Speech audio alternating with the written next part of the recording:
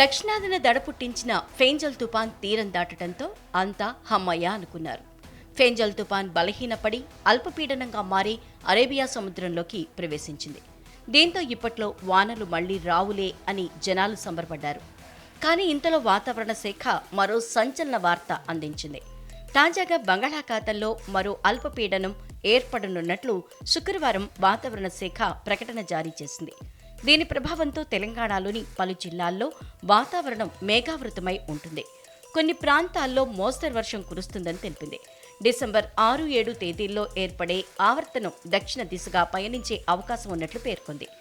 అది డిసెంబర్ 7 నాటికి అల్పపీడనంగా మారనున్నట్లు భారత వాతావరణ శాఖ 20 సంవత్సరాల హోమ్ లోన్ని 10 సంవత్సరాలకి తగ్గించుకొని 30 లక్షల వడ్డీని ఏ విధంగా ఆదా చేయాలో తెలియాలంటే ఇప్పుడే ఫ్రీడమ్ యాప్ని డౌన్లోడ్ చేసుకోండి. ప్రకటించింది.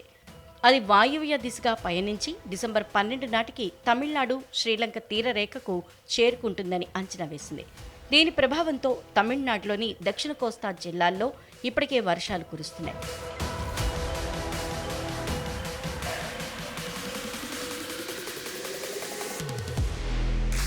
చెన్నైలోని కొన్ని ప్రాంతాలు, దాని శివారు ప్రాంతాల్లో శుక్రవారం ఉరుములు, మెరుపులతో తేలికపాటి నుంచి మోస్తరు వర్షాలు కురిసే అవకాశం ఉందని చెన్నై వాతావరణ శాఖ తెలిపింది.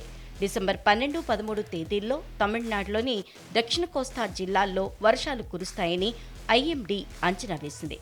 తీరం వెంబడి బలమైన గాలులు వీస్తాయని, సముద్రం అల్లకల్లోలంగా ఉంటుందని హెచ్చరించింది. మత్స్యకారులు సముద్రంలోకి వేటకు వెళ్లొద్దని సూచించింది. కాగా ఇప్పటికే ఫేంజల్ తుపాన్ ప్రభావంతో ఏపీలోని నెల్లూరు, తిరుపతి, రాయలసీమ జిల్లాలు, ఇటు తమిళనాడు కోలుకోకముందే తాజాగా బంగాళాఖాతంలో మరో అల్పపీడనానికి అనువైన పరిస్థితులు నెలకొనడంతో రైతులు ఆందోళన చెందుతున్నారు. ఏపీలో ఇవాళ రేపు తేలికపాటి నుంచి మోస్తరు వర్షాలు పడతాయని, కొన్ని చోట్ల ఉరుములు, మెరుపులతో కూడిన జల్లులు కురిసే అవకాశం ఉందని వెల్లడించింది.